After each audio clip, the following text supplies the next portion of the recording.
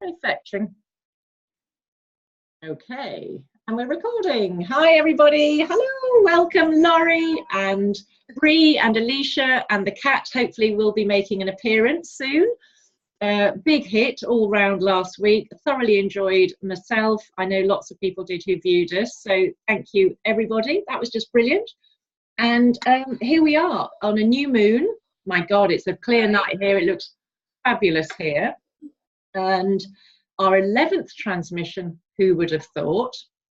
Oh, Temple Beautiful has disappeared. Alicia? She's coming back. Hello. It was the cat. It was the cat. No, really. Oh, brilliant. We definitely want, hang on a minute. Sorry, I'm faffing. I've got a couple of extra little windows here that I don't know what they're doing. So I'm just ignoring that. So Laurie and all the transmissions. I know. Laurie and I were chatting earlier on today about 11.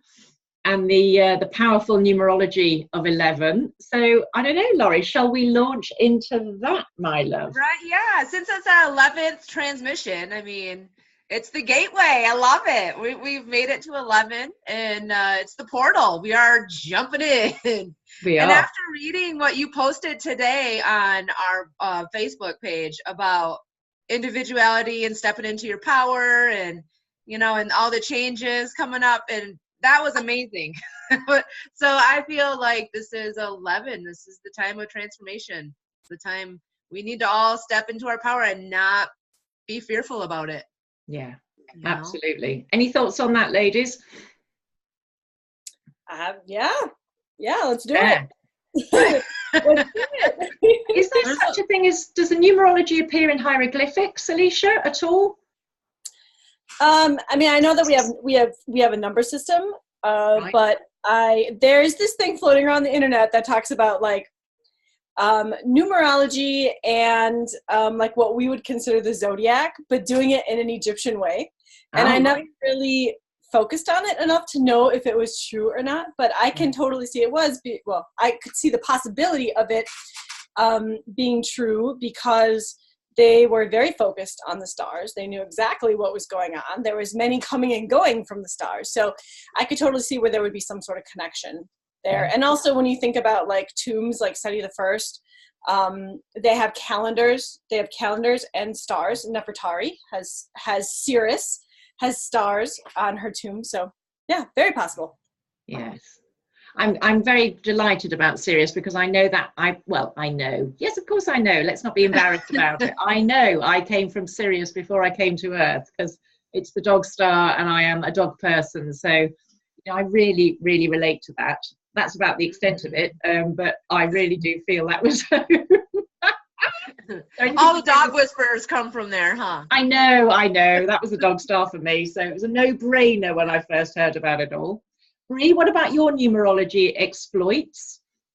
It's interesting because 11 is, I think, probably the most prominent number in the spiritual communities. Mm-hmm. And I think that 11 has helped so many people awaken, including myself. Because the number, like if you actually get into the numerology and you get into the meanings of like, what does each number mean? There are many meanings for each number and it depends on the situation, but I think they are codes. Messages are codes for us and even for our subconscious, and they carry a certain vibration, they carry a certain frequency. And when they're combined with other numbers, the frequency changes, So like the number 1 in numerology is definitely about like, leadership and like positivity and knowing that you have the power to move forward, and it's like new beginnings, right? So number 11 is like, it's a master number because it carries 2 ones together, and it's like definitely like a lot of people when they start to really go into their spiritual awakening will start to see 1111 all over the place. And I know myself included researching what does seeing 1111 all the time mean. that led me to, the term light worker and the term ascension, and, and I remember coming across the term light worker and reading about it and being like, I'm so excited to connect with light workers across the world. Am I a light worker? I don't know. It was There's an actual name for it. I love it. Yeah, absolutely. Absolutely. It's talking about people who have a deep calling in their heart to help the world. I mean, on the very basic level of it.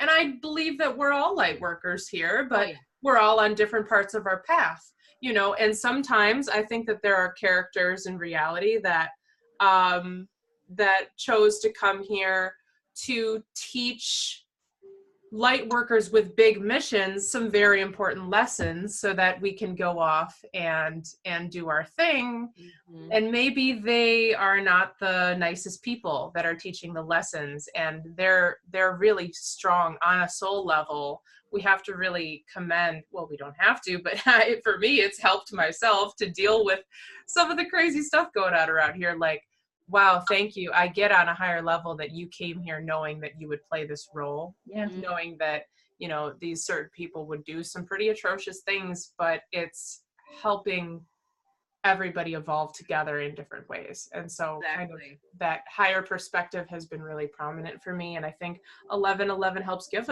us that higher perspective if we're looking to learn more about that. I was fascinated to read. Sorry, Alicia, I'll just say, I've only got a very quick point to make. I was reading about, as you say, numerology sites the world over, it's all different. There's some common themes, but there's a lot of different a sort of nuance to it. But the ones I was reading, the juxtaposition on the 1-1 between individuality and collective, between being on your own and being part of a team, and that absolutely sums up what I have been feeling for the last 2 years. This intense desire to be part of a team, and yet being absolutely 100% individual, solitary, plowing my own furrow and going my own way, and not really being that interested about what other people have to say about it, because I just have this inner knowing of what I want to do. So it was wonderful to read the 1 and the 1, the singular and the collective, being together. And it was written beautifully, in as much as 11 can only really express its energy when it is in a relationship with another number, be it a 1, be it a 2, 3, whatever, because part of it is this need to be in that relationship as an 11. It's not just 2 1s. It's a collective energy in order to express itself in a collaboration, as well as being made up of a bunch of individuals.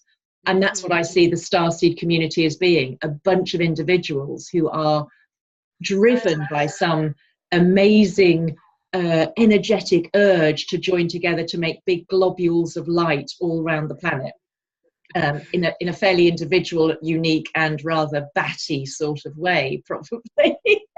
Well, I just was delighted to read that. Sorry, Alicia, you're going to say? Now that what you were saying, if you think about, I love your analogy of the 1s and the 11s. So if I'm a 1, right, and I am doing my own thing, but looking for my group, or for a group to join, I have my own vibration, but you put yourself with me, which you are a 1, and now we have a completely different vibration, because now we're 2 1s combined, but yet we're still very individual, working on our path and helping others. And so the conceptuality of, did I just make that word up? Conceptuality? That's a good one. We'll keep it. of 1 being singular, and then the energy totally changing when you add another 1 to the group. I love that idea. I was going to say that we have to remember, this isn't about a 1, but we have to remember what Tesla said, is that if we want the keys to the universe, the keys are in numerology in 369. And like, I could totally go on about this, but 3s and 6, 9s are amazing in themselves, because anything times a 9 or plus a 9, I can't remember how it actually equals a 9. So it will never equal any other number but 9. And so numerology, I love numerology. I'm always, even in my journals, I write things down and then I'll come back to the date and I'll add the date together, and then I'll compare it with my numerology for my name, or, you know, my phone numbers or whatever. And I'm like, of course this happened on this day because all the numbers match up and I should have seen this coming. And, you know, so. Yeah. Isn't it cool that when you're paying attention and everything just starts to line up? And I mean, you gotta be conscious of it though. It's got. Right. And it's a really nice confirmation that you're not alone. You may be the one, but the other one is there. It's there no matter what you consider it, whether it's another friend or your spirit guides, or, you know, they're there. So, and of course, all the ones are just a reflection of the one. Of the one. So, you know, that's even more perfect, isn't it? We don't, as we stay in our truth as a one, we don't have to compromise that truth. We don't have to lose our identity or integrity when we blend with other ones, and then somehow we find ourselves being an 8 or a 3 3/4, because we've lost ourselves somewhere in that whole relationship. We can just keep being ones, a million, billion, trillion ones on the planet. And that to me is one of the answers to world peace. Why is it that humans won't allow us all to be ones, where we agree to differ on our oneness, and yet see the whole in that oneness as the, you know, consciousness manifesting so it may know itself? So that's something, you know, I want to work on in terms of, you know, promoting an alternate way of being on the planet. Let's all be individual. We don't have to mesh together. We don't have to be. It's funny, what if I said the word tribe to you guys? What emotion or energy does that bring up for you, Laurie? I would say very feminine connection, family. Brilliant. Bree? Yeah, I think of like a group of people all with the same goal working together. Beautiful. Alicia, do you have a tribe feeling? Oh, tribe. I thought you said try. But tribe. So, what does tribe bring up for you as a word or an energy? I think for me, tribe brings up family, home, a common sense of game plan. Yeah. Searching for my tribe has been like a constant thing. And then of course lessons, right? So we can all progress, and what you were talking about with having understanding and acceptance of everybody's individualness, one. Yeah, like appreciating diversity. Diversity is incredible. This planet is so diverse. We don't even know how lucky we are. We don't even know. I mean, look at Mars. What kind of diversity do you see on Mars? Now, I will mention that a lot of what we're shown from Mars has very clearly been blatantly covered up, and the colors have been changed, and it's been photoshopped and everything. But even if we go off the base, you know, you picture Mars, well, there's not a lot of diversity from what we can physically see on the surface of the planet. Underneath the surface, I think it's probably a different story. Oh, it's so diverse. It's so diverse. And it's not like red, like it's an actual, there's an actual atmosphere there, contrary to what they want you guys to think.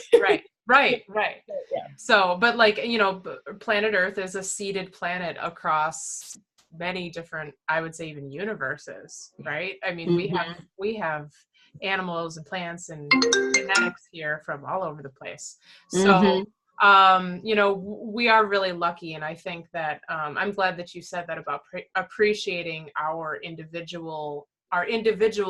And that kind of also goes into like, it's interesting because then we could even take this a step further and say, okay, well, what about like the hive mind mentality? You know, have they lost their individuality? If they are letting that control them, and we see this a lot here on our planet, of groups of people coming together and being brainwashed by a certain agenda and not thinking for themselves, you know, whereas then if you maintain your individuality and if you're valued and if you're like, yeah, I'm freaking awesome, but I'm going to do all this stuff and everybody's like, whoa, we're going to do stuff too. Then it's like, I would say hive mind isn't really the right term for that. I would say like for me, like I'm seeing, telepathy, I'm experiencing telepathy ramping up so quickly in my own personal life. And I know that it is the next step in human evolution, and it's going to continue to progress. And so with that, it's kind of blending, it's kind of melting some of the barriers that we've had between ourselves, because if you're telepathic, you kind of know what's going on. Not to say that, well, it's just like you can't lie to somebody. If you're telepathic, you can't really lie to somebody, because they know. So that's going to change everything here on Earth, because we all really have to step it up and be like, all right, well, this is what's going on. Let's just have clear communication and let's all get along, right? And I also wanted to mention twin flames here, because what you were talking about, Claire. Oh, that's a good, With now, twin flame topic is not my it's not all roses and flowers and unicorns for me. I actually have a very particular sense about the twin flame information that's been given to humanity. I think a lot of it is maybe a little lacking in the bigger picture, or it's maybe been told to us with an agenda, and people have kind of been pushed in. I just know people in my personal life that have gotten really carried away with the idea that thinking a twin flame is a soulmate that they're bound to forever and they have to be with them. And I know people that have stayed in really abusive, horrible relationships because they think that, oh, well, they're my twin flame. So like, we have to be sensible and we have to respect ourselves first and foremost, and this whole twin flame, people will say 1111 is like the mirroring of like, the twin flame soul and everything. But like, does anyone else want to talk on this topic? Because I think there's a lot to say here, and it's frustrated me so much, some of the brainwashing. I think the twin flames thing has been presented in a way that is accessible for humans to understand at the vibration of the present day for the majority. It's not majority, or the vocal minority. So I think it's like most things of ancient wisdom, like arithmetic being literally the answer to the universe. Everything has been dumbed down just to make it accessible. So I think probably what we do as humans is latch on to some sort of fairly broad spectrum analyses, definitions, and then that becomes our truth. And there's no room for anything else. So we miss the nuance, we miss the sophistication, and we're accessing it on the 3D level, which says the twin flame is because we all, part of being human is about finding your love, isn't it? It's about being able to express love unconditionally and having love expressed for you unconditionally. So it's a fairy tale, and we're absolutely intoxicated by fairy tales. Every blockbuster film on the cinema is a fairy tale. even hideously murderous ones, there's still usually a fairy tale ending, because we're all desperate for the Prince Charming or the princess to come into our lives, rescue us, save us from our suffering. So I think we're still working through a three-dimensional karmic paradigm of victim, rescuer, and possibly, let's throw in the abuser just for completeness on the Pythagoras triangle. Right. How neat is that? So I agree with you, Bree. We're missing something spectacular about the energy of a twin flame, because it has become, the Prince Charming or the Cinderella. So I think if we look deeper, we look further, we just tune into our own hearts. I do feel the truth is now very much not about what somebody else writes it to be. It's about what we feel. It's what we know. So my twin flame explanation will be different from everybody else's, and that's fine by me. That's absolutely fine by me, because it works for me. That's why there's so many ideas and explanations about it. I feel like everybody's got their own book about it, Yes. Yeah, completely. I think it set up a really interesting comparison. So our history lesson for today, did you guys know that the real fairy tales that we pass down, like Cinderella, The Little Mermaid, they didn't end happily ever after. They ended with people being being murdered or killed or things happening because they didn't do what they were supposed to do. And they were supposed to teach children in the past, you know, how to behave, how to fall in line. And I find this interesting with the twin flame concept that you're talking about, how we have romanticized this, just like we've romanticized those fairy tales, because now everybody has their Prince Charming.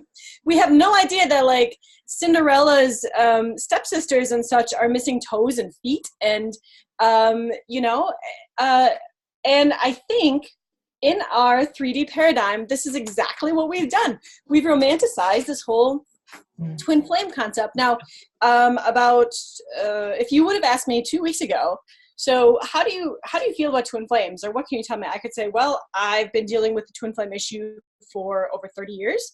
I consider myself an expert on twin flames, and we could talk about it all day long. But now that I found out some very specific information, I have a whole nother viewpoint of what maybe the twin flame crisis is here in our 3D. And the journey has just been absolutely fascinating. But I agree. I don't think it's what everybody wants it to be. And for those of you who have found your twin flame or think you found your twin flame, chances are it's not going to be a very happy thing. It's going to be a lot of work and a lot of frustration and a lot of mirroring, and you can just go on and on. And it's hard work. I think the twin flame is your mirror teacher, and and if they're truly a twin flame, they are relentless in their pursuit to help you gain mastery in this incarnation. And it's that relentlessness, and I'm speaking particularly to a very dear friend tonight in this regard, it's the relentlessness where they never let you off the hook. That the minute you go into victimhood, the minute you sidestep a tricky issue, they are there to hold you to account. And it's exhausting, utterly exhausting. And yet, you know what, if you stick at it, you're going to get there. And it's the most, I think, empowering and liberating thing that you can do is to be tied up with that twin flame, or whatever you want to call it, your master teacher. You know, my Yoda does not suffer fools gladly. Yoda does not let the Jedi off the hook, not once. You know, he is relentless in his discipline for them to achieve their very best. Why would we be anything different? Yeah, I think that's like this journey here. Yeah, this journey. As I say to my boyfriend, I am his greatest coach and mentor. Which he thinks is the most hilarious way. He says he has a different word for it, nag. But I say, oh no, darling, no, I'm not your nag. I am your best coach and mentor. I'm your development coach. I just want to throw out there too that for those of you watching, I don't want you guys to think that, oh my God, I have to find my twin flame, because that's not meant for everybody. It doesn't happen actually in the real scheme of things. It doesn't happen very often. And isn't it really rare? I have a question, Alicia. Isn't it like really, first of all, really, really, really, really, really rare to actually find an actual twin flame as a human, let alone it being in the age range that you, because if we're talking twin flames here, most people are thinking romanticism. Not all twin flames are supposed to be in a romantic relationship, right? And then not all are even human, incarnated as humans. You could have a twin flame on a different planet or something. Do you agree with that? Oh yeah, totally. So from my experience, I'll just touch on it. I have a twin here in human, although the aspect of the twin that is in this human right now, he can choose or choose not to activate. So when he doesn't activate that essence of my twin, then we're like on two totally different realities. But when we're together and he chooses to activate it, it's pretty amazing. Now, I also have that same twin in astral as, you know, one of my teachers.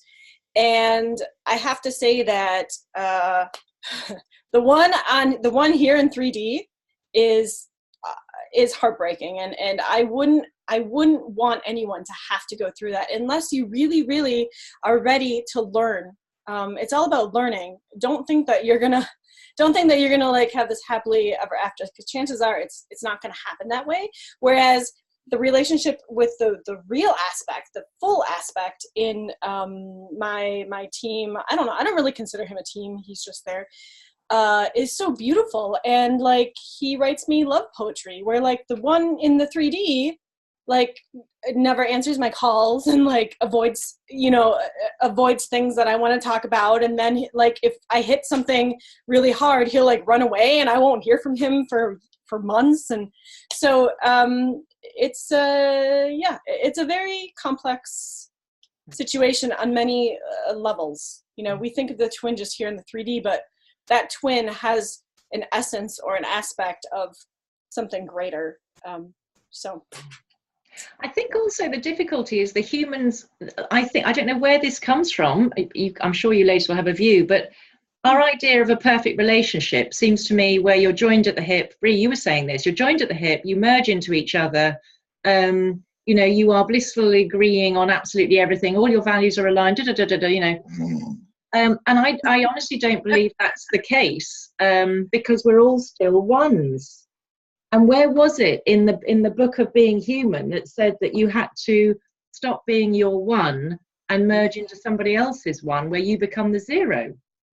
And I still feel I still feel we're rather pursuing this on the human level, that a perfect relationship is where you lose yourself in somebody else's aura or energy. And I would just argue the toss endlessly, saying that is the worst thing you can do from personal experience. Mm-hmm. It may be a more peaceful relationship, there might be no conflict, but that's at the expense of your own identity, integrity and energy, and that's a disaster waiting to happen. Yes, we are moving into like divine divine unions, right? Well, sovereignty, first of all. I am my own person. In addition to you being a reflection of me and showing me things of myself, I'm my own person. So the divine union takes things in a whole different regard. What were you going to say, Alicia? Okay, so this whole idea of like merging or melding into the one, in my opinion, comes from many generations of the idea that the masculine rules solo, and that there is no equality. So the wife so the wife is supposed to just kind of meld into that masculine and do whatever the masculine says, and you know, those who didn't back then, there were consequences.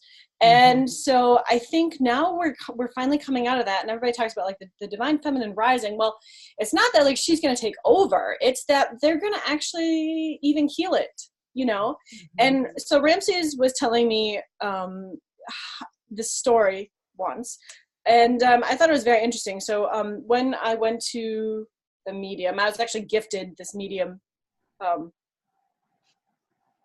session, and this medium was like talking about my past lives, and nobody really ever gets it right. I mean, there's only a very few who can access that, but she was talking about how in a past life in Egypt, my masculine wanted to crunch the feminine, and so I had to go behind his back, and I was working to save the feminine.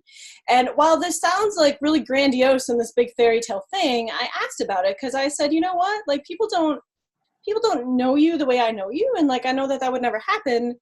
And so can you explain this to me? And so he said that there's this very wonderful dance that happens with divine feminine, divine masculine. You can't, even if somebody wanted to squelch the feminine in real life, it would prove problematic, because the whole thing would collapse.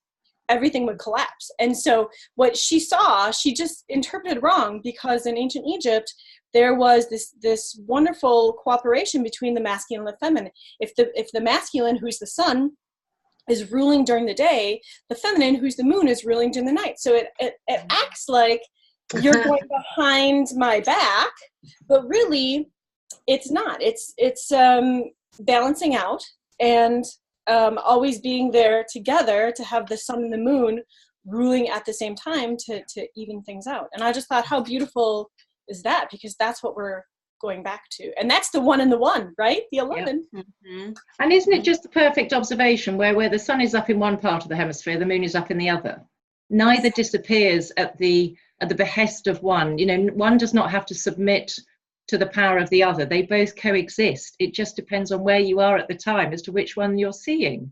Exactly. So it's the perfect yin yang. You know, I'm a traditional acupuncturist. You know, it's never, that's why the whole feminine movement left me cold, or feminist movement left me cold. I never joined in with it. Didn't get it at all, wasn't interested, thought it was just as equally unbalanced as the, you know, the sort of so-called 2,000 years of patriarchy. Right. For and I me, think that balance is male and female. And each, if you think of the Taji symbol, within the white, there's a speck of black, and within the black, there's a speck of white. Both coexist in equality, in balance. It's not one over the other. Sorry, Brie. No, sorry.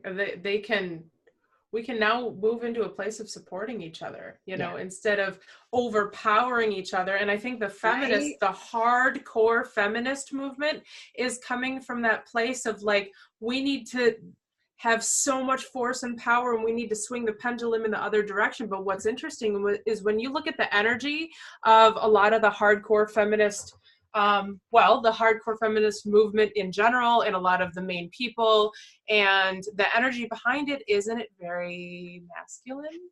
Because women on the planet have been trained to get through life by using their masculine power, because they've been told that their feminine power is not good enough, it's weak, it's lame, it's a sissy, you know, like, you know, nobody wants that here, you know, and then look at men and how unbalanced. Gosh, we could talk about this for a whole there's so much to say, right? Because men then have had that feminine aspect of themselves, because everybody has feminine and masculine energy. I want to mention this because maybe some people are hearing this for the first time. You know, our bodies, okay, we have the left brain, which is the masculine logical side, and we have the right brain, which is the creative feminine side, and so they work together. It's not like you only use one part of your brain. It's not like only one part of your brain is important.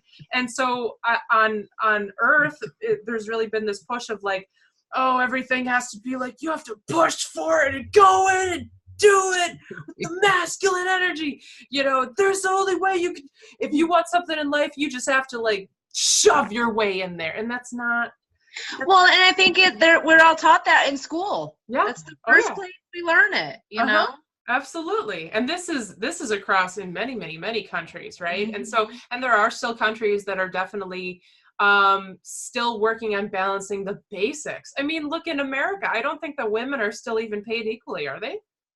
I don't think that's even happened yet. No, most jobs there would still be a discrepancy in that, but we're working on it, right? We're working on it. We're working on it, and that's what's happening with, you know, so this feminine movement, they're trying to swing the pendulum totally in the other direction, when it's like, we can come into harmony and balance first within ourselves, and then we can, you know, do that work externally, and we can see that externally. So an interesting thing that I found recently, you know, in terms of balancing the masculine and feminine sides of the body, right? So the left side is actually it's flipped from the brain. So the right hand sends energy and the left hand receives energy. And the left side of the body is so this is the receiver hand, this is the feminine side of the body, is the left side. And the right side is the masculine side of the body. And the energy works counterclockwise in the system. And one really good way, two good ways that I know of off the top of my head to balance these energies, you can envision the infinity symbol with a light going between both hemispheres of your brain. So actually like picture your brain, and that will help not only connect the hemispheres of your brain, which is really important and helps with everything in your life, but also it balances that energy. And also frankincense and myrrh, is it put a drop of myrrh essential oil on your left wrist and put a drop of frankincense on your right wrist, because it's flipping, because frankincense, and then put gold, and then put a bit of gold in your third eye, and then you have all the gifts that the wise men supposedly gave. Nice. Those are such powerful gifts, not just in like currency value at that time, but also in vibrational vibrational awakening, connecting all the levels type of. Wasn't gold supposed to be the connector? That's how they got a lot of their.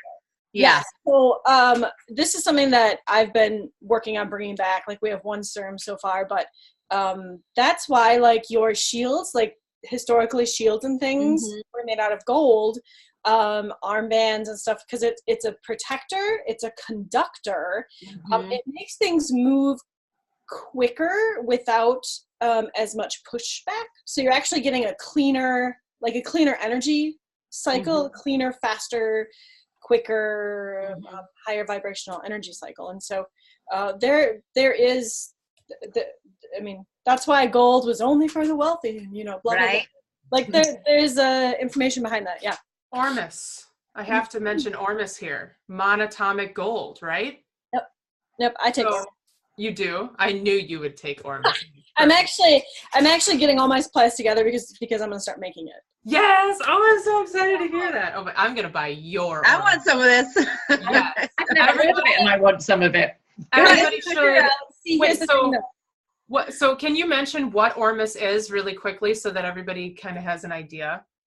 Okay, so Ormus is like an alchemical transmutation of gold. A lot of people think like when the manna fell from heaven, a lot of people are now saying, well, that was Ormus. And it's supposed to be on a monatomic cellular level where it actually connects all the bits and pieces that in the human body that have been disconnected from the spiritual or from the other levels. And so, for example, some people say, well, I took Ormus or I took monatomic gold, and all my big gash like healed up really quickly.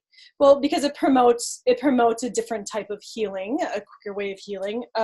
Or someone will say, oh, I took monatomic gold or Ormus, and all of a sudden my third eye opened more. All of a sudden I was able to hear my team and my guides talk to me where before I wasn't. So it just helps things circulate a bit finer, a bit quicker, helps open things up.